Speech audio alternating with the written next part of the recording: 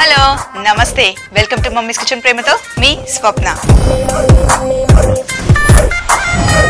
అలసిన పిల్లల కేరింతలు మళ్ళీ మొదలవ్వాలన్నా, పిల్లల అల్లరిని ప్రేమగా ఆపాలన్నా, అమ్మ ప్రేమని తీయగా పంచాలన్నా చూడండి, చూస్తూనే ఉండండి మా మమ్మీస్ కిచెన్ ప్రేమతో.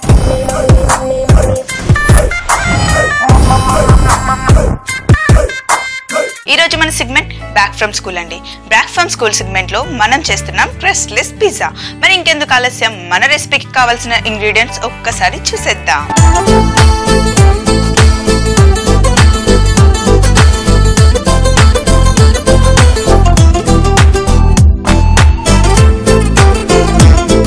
క్రస్ట్లెస్ పిజ్జా చేసుకుంటున్నాం కదా, చాలా చాలా సింపుల్ అండి. అసలు పిజ్జా చేయడం రాని వాళ్ళు కూడా ఈజీగా చేసేయచ్చు. ఫస్ట్ ఒక విస్క్ తీసుకొని ఇందులో ఒక గుడ్డు,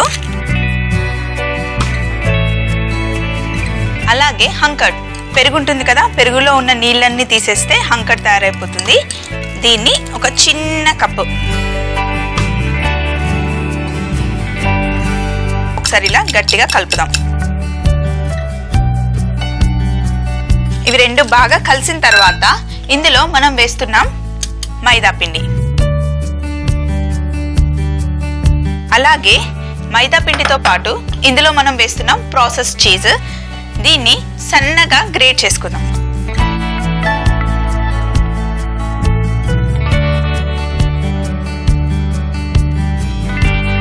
చీజ్ అంతా గ్రేట్ చేసుకున్న తర్వాత చీజ్ని కూడా ఇందులో వేసేద్దాం. ఇందులో మీరు గమనించారా, పిండిలో నేను ఉప్పు వేయలేదు, ఎందుకంటే ప్రాసెస్ చీజ్లో ఆల్రెడీ ఉప్పు ఉంటుంది, సాల్టీగా ఉంటుంది కాబట్టి నేను ఇందులో మళ్ళీ ఉప్పు వేయలేదు. ఇప్పుడు ఇవన్నిటినీ ఒక్కసారి కలిపేసి చపాతీ పిండిలాగా చేసుకుందాం, కానీ మరీ అంత సాఫ్ట్గా కాదు. ఇవన్నీ ఒకసారి ఇలా కలిసిపోయాయి కదా. ఈ పిండి తడపడానికి నేను ఒక్క చుక్క కూడా నీళ్లు వేయలేదు, ఓన్లీ గుడ్డులో ఉన్న ఆ సొనతోనే నేను పిండిని తడిపాను. అలాగే హంకర్డ్ వేసాం కదా, సో ఇప్పుడు ఇది ఇలా రెడీ అయిపోయింది. ఈ పిండిని మటుకి జనరల్గా మనం పిజ్జా చేసేటప్పుడు కొంచెం గట్టిగా చపాతీ పిండిలాగా చేసుకుంటాం కదా, అలా కాకుండా ఇది వడపిండి ఉంటుంది కదా, చూడండి కొంచెం థిక్ బ్యాటర్ లాగా చేసుకోవాలి. దీన్ని ఇప్పుడు నేను ఒక ట్రే తీసుకున్నాను, దీంట్లో ఆల్రెడీ కొంచెం వెన్న రుద్దాను. దానిపైన బటర్ పేపర్ ఉంటుంది కదా, మనకి సూపర్ మార్కెట్లో అయినా ఎక్కడైనా స్టోర్స్లో దొరుకుతుంది, బటర్ పేపర్ వేసాను. దీనిపైన మరి పిజ్జా చేసుకుంటే కొంచెం లావుగా కింద బేస్ చేస్తాం కదా, దీనికి మటుకి కొంచెం పల్సగా బేస్ చేయాలి. చూడండి, ఇందులో వేసిన తర్వాత ఫస్ట్ మొత్తం ఒకసారి ఈవెన్గా స్ప్రెడ్ చేసిన తర్వాత ఇంకా కావాలి అనుకుంటే మళ్ళీ వేసుకుందాం. మొత్తం రౌండ్గా ఇందులో మనం ఇప్పుడు దీన్ని తీసుకెళ్ళి ఓవెన్లో పెడతాం కదా, ఇందులో ఉన్న చీజ్ చక్కగా కరుగుతుంది. ఇప్పుడు ఇంకా కొంచెం వేద్దాం. ఇదైతే పర్ఫెక్ట్గా సరిపోతుందండి, మరి లావుగా ఉండకూడదు.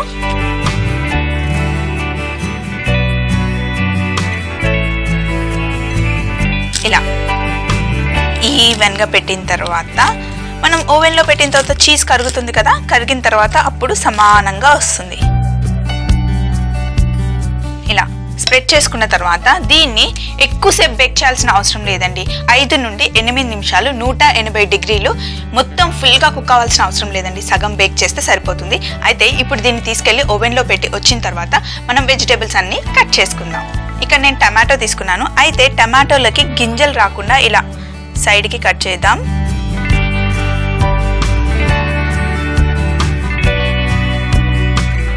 టమాటా లోపల ఉన్న గింజలు రాకుండా కట్ చేసుకోవాలి. వీటిని మరీ సన్నగా చిన్న చిన్నగా కాకుండా ఇలా పొడువుగా కట్ చేసుకోవాలి. మనకి పిజ్జా పైన మంచిగా కనిపిస్తాయి చూడడానికి, ఇలా పొడువుగా కట్ చేస్తే. ఎప్పుడైనా సరే పిజ్జా చేసేటప్పుడు మనం గింజలు వేసుకోము, ఎందుకంటే వాటర్ అయిపోతుందండి. మనం అన్ని వెజిటేబుల్స్ వేసి మళ్ళీ బేక్ చేస్తాం కదా, అందులో గింజలు ఉన్నాయనుకోండి, గింజలకంతా నీళ్ళు ఉంటాయి కదా, మొత్తం పిజ్జా అంతా వాటర్ అయిపోతుంది, అలా బాగుండదు కదా. అందుకే గింజలు తీసేసి ఇలా తొక్కని కట్ చేసుకుంటాం. సో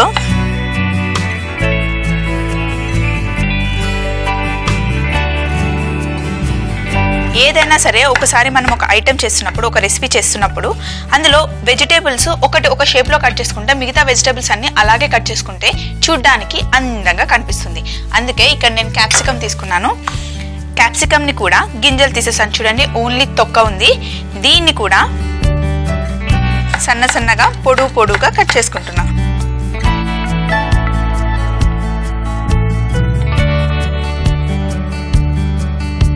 క్యాప్సికమ్ ఇంకా టమాటోస్ కట్ చేసుకున్నాం కదా. ఇప్పుడు ఆనియన్ని, ఉల్లిపాయని ఇలా స్ట్రైట్గా కట్ చేస్తే చిన్న సైజులో వస్తాయి కదా, అందుకే ఇలా అడ్డం పెట్టి కట్ చేద్దాం.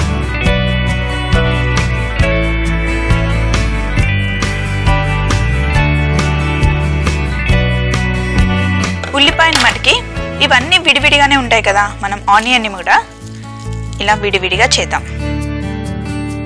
అన్నీ ఇలా విడివిడిగా చేసిన తర్వాత ఇలా సపరేట్గా పెట్టుకుందాం. ఉల్లిపాయలు, క్యాప్సికము అలాగే టమాటాలు కూడా కట్ చేసుకున్నాం కదా. ఇప్పుడు మనం మొజరెల్లా చీజ్ తీసుకుంటున్నాం. దీన్ని పిజ్జా చీజ్ అని కూడా అంటారు, మీ ఇష్టం, ఎలాగైనా అనుకోవచ్చు.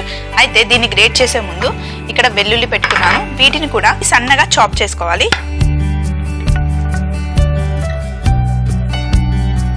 ఇలా చేసుకున్న తర్వాత కొంచెం సన్నగా ఇలా కచ్చాపిచ్చాగా, ఒక షేప్ ఏం అవసరం లేదు, ఇలా కట్ చేసి పెట్టుకొని వెల్లుల్లిని మళ్ళీ ఒక చిన్న బౌల్లో వేసేసుకుందాం. వేసుకున్న తర్వాత ఇప్పుడు మొజరెల్లా చీజ్ని గ్రేట్ చేసుకుందాం. మొజరెల్లా చీజ్ చూడండి చాలా సాఫ్ట్గా ఉంటుంది, తొందరగా విరిగిపోతుంది కదా మనం గ్రేట్ చేస్తుంటే. చీజ్లలో చాలా రకాలు ఉంటాయి, అన్ని చీజ్లే, కానీ డిఫరెంట్ చీజెస్ మనకు దొరుకుతాయి. ఇంకా టేస్ట్ కూడా అందులో డిఫరెన్సెస్ ఉంటుందండి. అన్ని వెజిటేబుల్స్ రెడీగా పెట్టేసుకున్నాం కదా. ఓవెన్లో పెట్టిన బేస్ని నేను తీసుకొని వచ్చేస్తాను. చూడండి, ఇక్కడ మనం బేక్ చేసుకున్నాం కదా. మన బేస్ ఎక్కువగా బేక్ చేయలేదు, సగం చేసాం కదా. ఇప్పుడు దీన్ని తీసి ఇక్కడ పెట్టేసుకొని ఫస్ట్ ఒక బౌల్ తీసుకుందాం. తీసుకొని ఉల్లిపాయలు, అలాగే క్యాప్సికమ్ ఇంకా టమాటాలు కూడా అన్నీ ఒక బౌల్లో వేసేసాం కదా. ఇందులో కొంచెం మిరియాల పొడి, కొంచెం సాల్ట్, ఎక్కువగా కాదు, ఎందుకంటే మనం చీజ్ వేస్తున్నాం కదా. ఇక్కడ చీజ్ ఉంది, ఆల్రెడీ బేస్లో కూడా చీజ్ ఉంది, అంటే సాల్ట్ ఉంటుంది. అందుకని లైట్గా వేయలేదా అన్నట్టుగా లైట్గా ఉప్పు వేద్దాం. ఇందులో ఆలివ్ ఆయిల్ వేద్దాం, టేబుల్ స్పూన్.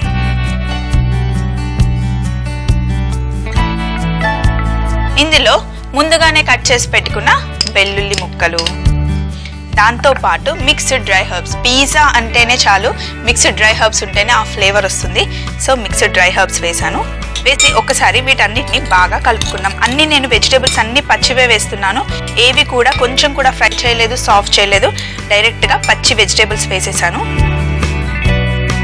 ఈ బేస్ని తీసుకొని వెజిటేబుల్స్ అన్నీ పైన, మరి ఫుల్గా కాదండి, చూడండి అక్కడక్కడ లైట్గా మనకి గ్యాప్ కనిపిస్తేనే బాగుంటుంది. ఇప్పుడు చివరలో పైన మొజరెల్లా చీజ్